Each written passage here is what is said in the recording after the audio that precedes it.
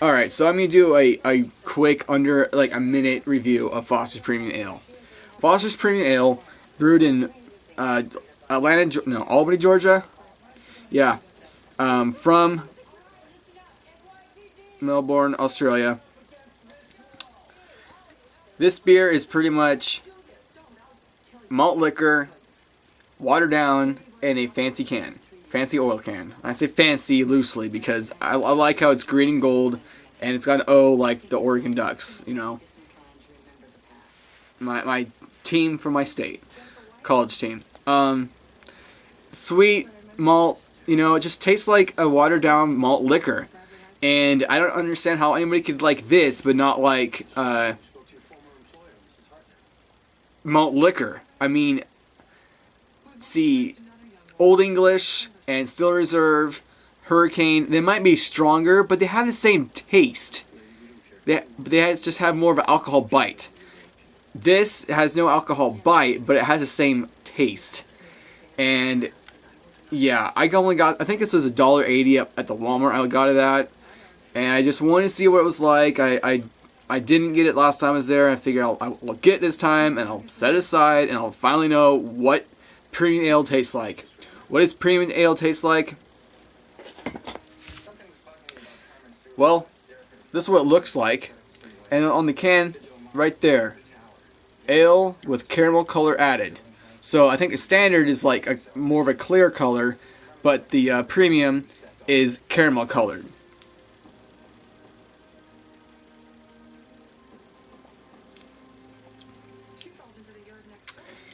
And yeah, it tastes like a malt liquor. Down to the of it.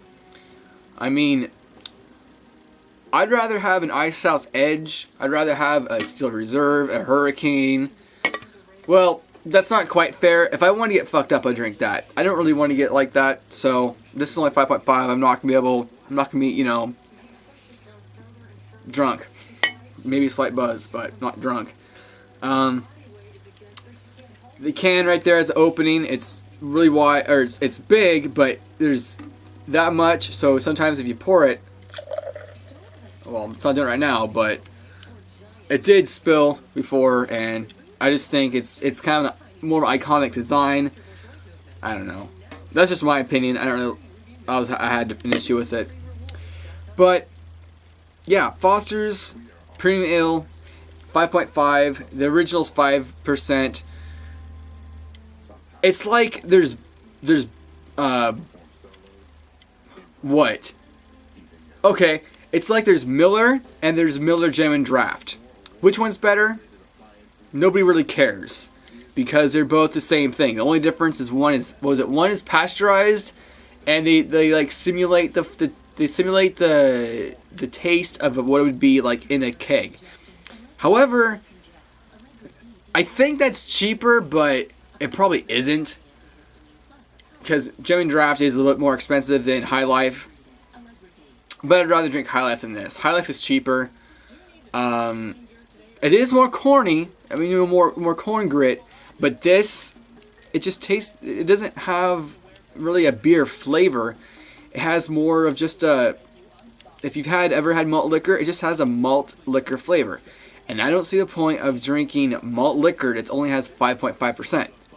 Except, you know, you have your Mickey's and you have your Colt 45, and I can't really think of any others that's 5.6%.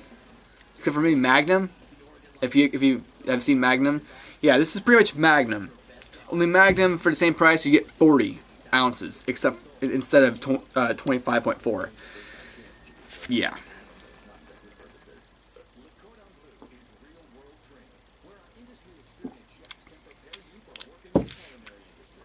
It just doesn't taste very pleasant. And I'm not a beer snob. I like beers that are cheap, and I like beers that are expensive.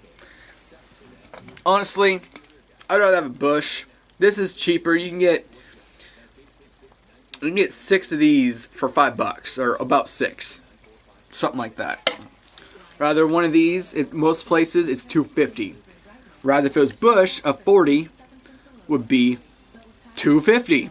so you get twice as much. Sure, it's 4.3%, but same with Budweiser. Same with Colt 45, same with, I don't know.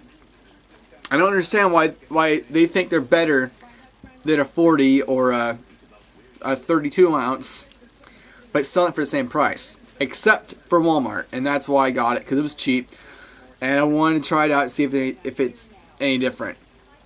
Well, it's,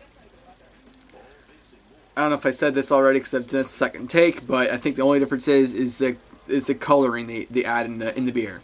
That's right. It says right there, ale with color added. Right there. Yeah, so this is such it's not American, it's an Australian. It's totally an adjunct lager. See, with Miller you got loads of corn. With Coors you got tons of rice. It's thin. With Busch you got corn in the somewhere, but it's not really in your face. It's more in the back or front taste. This is just, I don't understand what's with it. It's not cheap. Let's go to Walmart. Then it's okay for the price, but yeah, I don't know. I've been rambling on about it. Honestly, it's worth about, I think it's a 5 out of 10. Well, no, scratch that. It's a 4.5 out of 10. It's not average. An average would be like Budweiser. I think Budweiser's a little bit better than this. Let's see, what else? I don't know. What else would be better than this? Well, everything pretty much is better than this because everything's cheaper. Everything in the adjunct category is cheaper than this. I'd rather get a 10-pack of Rainier for $10. This is $2.50, so 2 of them would be 5. So 4 of them would be 10 at normal MSRP. Really? To all your folks out there that Foster's is so good, I'm not going to pour it right down the floor. Are you kidding me? No.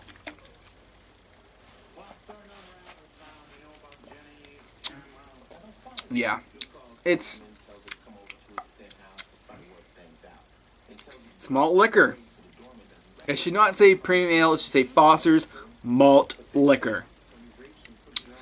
Because it tastes exactly like malt liquor watered down to like a Georgia or, I don't know about Georgia, but Oklahoma. I know Oklahoma, like a lot of places, are dry states, and they don't sell beer or anything that's above 4%. So you can get a Hurricane or a 211, it's only 4.2% or something like that. It's really weird. So yeah, Foster's, if you see it and you're somebody like me, you have to try everything no matter what people say. You don't take their word for it. By all means, if you must, go for it. But if you really value somebody's opinion, don't buy it. Just keep on walking. There's so many other better beers than Foster's. For real. I mean, God. Even Keystone Ice is better. That's 5.9, and his 6-pack is $6.